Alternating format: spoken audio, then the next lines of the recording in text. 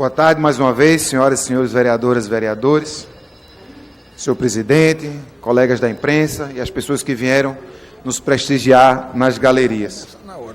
Eu estava gostando do ping-pong dos vereadores que me antecederam. Faltava a gente comprar uma galinha gorda, né? Baixar uma grade de cerveja e continuar ouvindo as opiniões. Acho que existem coisas que a gente pode pegar do discurso de cada um, né? De fato, a educação precisa de mais recursos, não tem suficiente. Prova disso é o Recife. E, de fato, tem muita esculhambação acontecendo aí na gestão. Veja a máfia das merendas mesmo, né, que aconteceu no estado de São Paulo, né, no governo do PSDB, que foi uma esculhambação muito nítida. Né? Ninguém foi preso ainda. Né?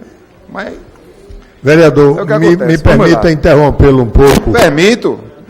Eu queria convidar o vereador Jairo Brito para assumir a direção dos trabalhos, já que eu tenho que sair com o vereador Marco Aurélio para a homenagem que está sendo prestada agora ao nosso presidente Eduardo Marques. O tempo lhe será compensado. Muito agradecido, Vossa Excelência. Pois bem, hoje eu estava me lembrando, hoje de manhã quando acordei, estava me lembrando do dia em que eu resolvi entrar nessa brincadeira da política, vereador Antônio Luiz Neto. Que foi aquele dia 17 de abril do ano passado, em que a gente viu a votação que admitiu o início do processo de impeachment. E aquele dia deixou muita gente contrariada. Eu tenho certeza que aquele dia tocou muito forte em cada brasileiro, em cada brasileira, fazendo parte da política institucional ou não. Porque ao ouvir e ver aqueles votos que se sucediam, e ao ver a justificativa daqueles votos que se sucediam, pelo cachorro que atravessa a rua, pelo meu pai, um homem tão bom, no outro dia é preso. Meu marido, que é um símbolo da ética na política, 2 dias seguintes era preso. E eu olhava para aquele povo e eu dizia, rapaz, a gente está na mão dessa rapaziada. São esses os representantes e as representantes que nós elegemos. Eu acho que nós, que não estávamos no processo da política formal, também não podemos nos eximir da responsabilidade, porque quem vota são todas as pessoas que têm o direito de votar. Né? E essa vivência que eu tenho tido aqui na Câmara de Vereadores tem me ensinado muito. A classe política não é uma classe que desceu de Marte. Né? Nós não somos pessoas que surgimos do nada e aparecemos, que não estamos convivendo numa sociedade, que não fazemos parte de um grupo, né? Que não dialogamos, que não caminhamos. Acho que cada pessoa que está aqui, ela também existe do lado de fora fazendo outras coisas. Mas eu me remeti a essa data de 1 ano atrás, porque hoje está acontecendo alguma coisa muito parecida, mas muito diferente. Hoje é outro dia de muita vergonha nesse país. Hoje é mais um dia que vai marcar profundamente, o que deveria marcar profundamente, cada um e cada uma que se preocupa com a democracia do nosso país. Cada um e cada uma que se preocupa com a necessidade de a gente dar uma nova cara à forma com que se faz política no nosso país. Isso não é mérito nem demérito de um partido, nem de 2 partidos, nem de uma gestão, nem de 2 gestões.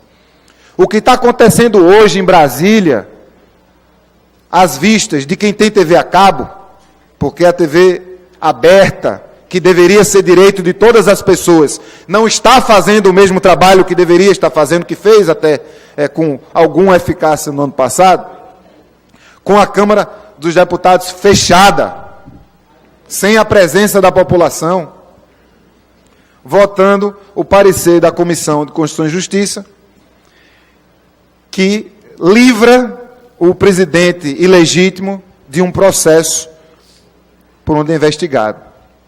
Veja que nunca antes na história desse país, um presidente em exercício do país foi investigado numa ação criminal em curso. Não há apenas indícios contra o presidente. Há provas, além de delações, há imagens, há áudios. Não resta a menor dúvida em qualquer pessoa minimamente alfabetizada ou não, que consiga ouvir, que consiga ver, que consiga ter a compreensão do universo, mais ou menos do universo em que a gente vive, que não tenha certeza absoluta do crime que foi cometido, que tem sido cometido por esse presidente. No entanto, a votação que está para começar agora, a qualquer momento, no plenário da Câmara, tudo indica que deverá livrar a cara do presidente. a CCJ, a Comissão de Constituição e Justiça, elaborou um parecer favorável ao presidente contra a denúncia. Esse parecer vai ser colocado agora em votação, a despeito dos esforços da oposição na Câmara, para que haja mais um tempo de se convencer mais pessoas. Nós precisávamos de 342 votos, 342 deputadas ou deputados que votassem contra o parecer da CCJ, que foi a favor do presidente, foi contra a denúncia. Veja como isso é complicado, às vezes difícil para as pessoas compreenderem, mas a realidade é essa. Nós precisamos hoje, no Congresso Nacional, dos pouco mais de 500 deputados e deputadas, de 342 que mostrem a cara e que votem não ao parecer da CCJ. O que quer dizer sim à investigação. Não é nem o impeachment. A investigação contra um presidente ilegítimo, contra um presidente sem um voto, contra um presidente que está gravado cometendo crimes. No entanto, qual a estratégia do governo, do Poder Executivo? É utilizar o máximo possível a ferramenta mais antiga e mais esculhambada do modus operandi tradicional, da forma com que, infelizmente, alguns e algumas pessoas ainda fazem política aqui no nosso país. O fisiologismo. Num país que está lascado, o discurso é esse, já era esse, né? No tempo do governo do PT, já havia um processo de crise, que continua agora, em que inclusive deu a desculpa para a PEC de limitação dos gastos, uma PEC polêmica, fomos contra. Mas, nesse país que está lascado, foram criados de maio para junho 500 cargos comissionados no governo federal. 500 cargos. Nesse país que está lascado, foram liberadas, entre junho e julho, mais de 4 bilhões de reais em emendas parlamentares. Comparando, de janeiro a maio, só haviam sido liberadas pouco mais de 100 milhões.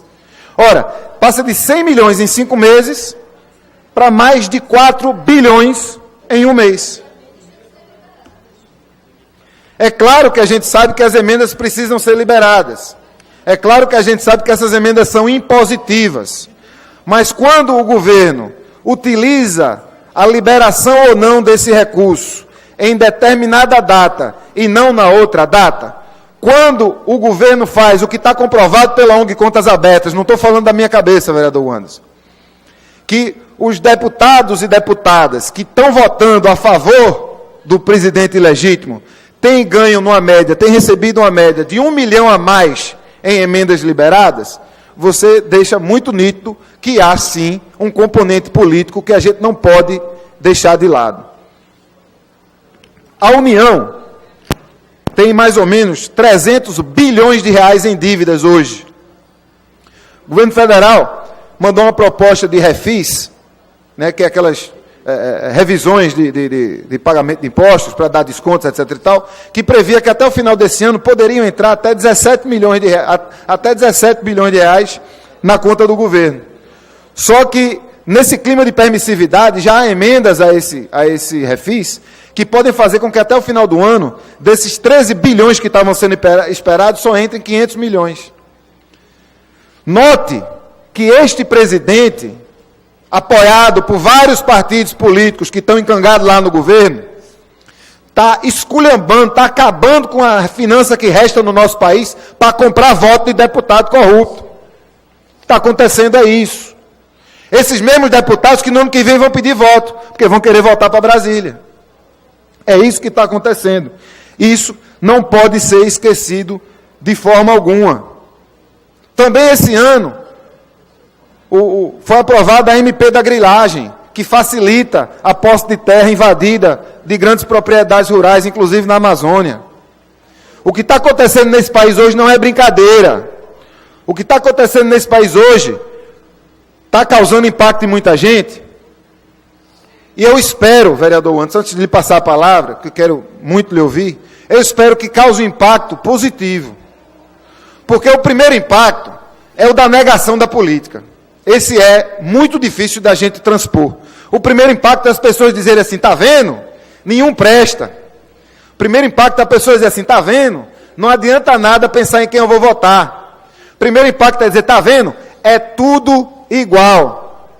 Mas a gente sabe que não existe saída para a política que não seja através da política.